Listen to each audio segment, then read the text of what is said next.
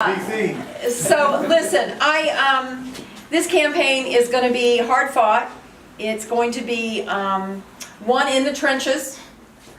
I want to give you a significant amount of good news though about where we are right now. First of all, the pendulum has swung back.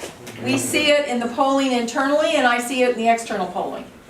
So when Jeff Rowe polls and says I'm only down by 2, that probably means I'm up by 5.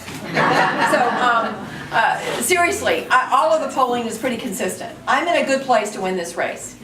But it's going to take a lot of shoe leather. It's going to take a lot of volunteers. But let me give you some good news about that. In 2016, at the height of our campaigns involving the governor's race and a U.S. Senate race, there were about 1,500 volunteers involved in the effort. As of today, we have over 2,000 volunteers signed up for this campaign. Yes. So we will hit 4,000 volunteers. And everybody who's here has an obligation to bring somebody along. We'd love to double that number by midsummer. The second thing I want to tell you is how grassroots this campaign feels. Yes, I am fortunate that people are supporting me, that are giving me large donations. But what's really happened that's special in this campaign is something I never thought I'd see. And I'm going to give you 2 data points for you to compare. In 2011, as I prepared to run for the Senate in 2012, a lot of things felt like it did in 2017. Everybody said I couldn't win, Missouri was red, Obama was unpopular, and I had 15,000 donors in 2011. In 2017, I had 107,000 donors. Wow.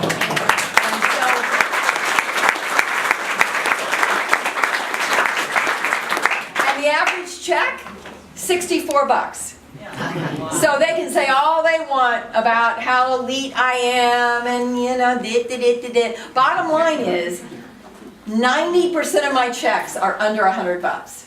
My average contribution is $64. My opponent's average contribution, well, let's just put it this way, it has a comma in it. I don't think he's had a fundraiser with a price lower than $1,000 on the ticket price. So this is really a contrast of campaigns. And I just came from Jefferson City, where I talked to a lot of labor union members as they were down there lobbying against Prop A, lobbying against right to work for less. And I want to make sure that everybody understands here what I said to them. The definition of a fake populist is someone who rides into office with the help of one man. 75% of Josh Hawley's money that he raised to become Attorney General came from one man. Right. Almost $4 million from one man. Stroke of a check. And that man's #1 goal is to absolutely destroy labor unions in this country. And particularly in Missouri. So I don't know how Josh can say he's campaigning as a populist when he's against giving power to workers. When he's against the proposition that workers ought to be able to come together and bargain for better wages and better benefits. So it is absolutely a phony deal for Josh Hawley, the guy who went to Stanford and Yale, to call me, the woman who worked her way through Mizzou undergrad and law school as a waitress, an elitist. He's the elitist, I'm the populist. Let's get that straight.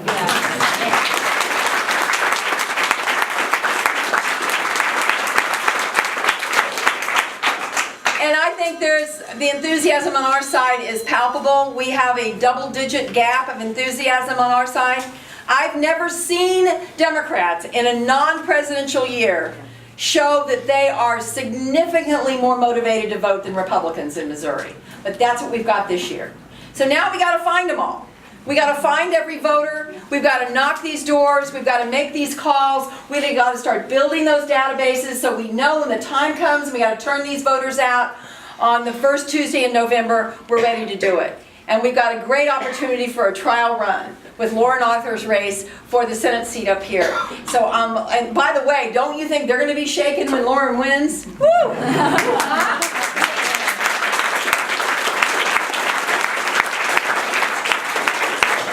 So let's go to work. This will be the first of many offices. This state has never seen the ground game that we're going to put together. There were 30 paid field operatives in 2016. We will at a minimum double that. We hope to raise enough money that we can hire almost 100 field operatives in the state.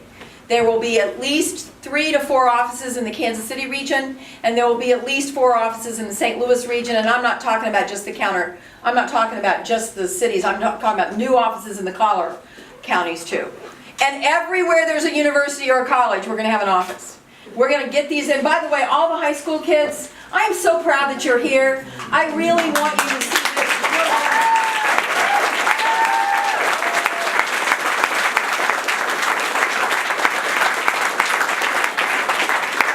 I would like this election to be an election that goes down in the history books as the one that the kids led.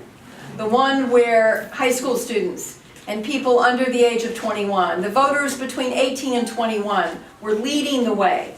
You all have a lot at stake, and I've been so proud to watch the common sense message of just simple gun safety.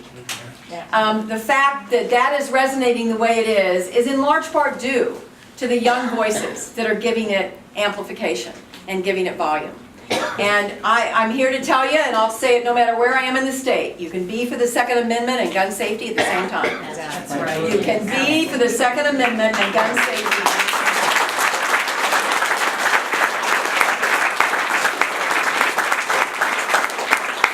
So I'll give you one last warning before I leave you, and that is the next time I visit this office, there may not be as many people here. The next time I visit this office, there may be a few of the regulars and maybe 4, 5, or 6 stragglers. And at that moment, I'm going to say, pull up that list of people that were here on the day we opened this place. And I'm going to sit down at that desk over there and I'm going to start calling you. And I'm going to say, hey, where are you? We miss you.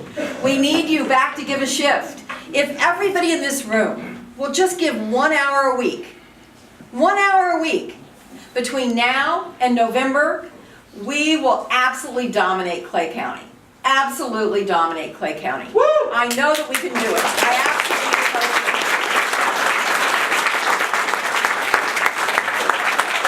So I'll finish with the Trump swear jar. I want to tell you about the Trump swear jar. When I was a young prosecutor in Kansas City, I was the only woman in the office, and I thought that if I cussed, I'd fit in. So I began cussing all the time. As I was about Lauren's age, maybe even a little younger. I never cuss. I cussed all the time, and finally one of the older prosecutors in the office took me aside and said, you know, Claire, that's really tacky. You need to quit cussing. It is really not attractive, and you really are making a fool of yourself. So every time you cuss, I want you to put $1 in this swear jar. And it cured me. I quit cussing. And so now, I used to see people at the airport or at the grocery store, and people would come up and go, oh, hi, Claire. Now they come up to me and go, save me, save us. You know, they grab me by the arm and they want to get right in my face and say, what are we going to do about Donald Trump? And what are we going to do about this country? And so I know that happens to you every day. Right. Every day somebody comes up to you and talks about Donald Trump. Either it's the porn star, or it's Jared's business, or it's the Russians, or it's something, right? Every time somebody comes up to you and talks about Donald Trump, you turn to them and you say, you have to put $5 in the Trump swear jar. And that swear jar is located at ClaireMcCaskill.com.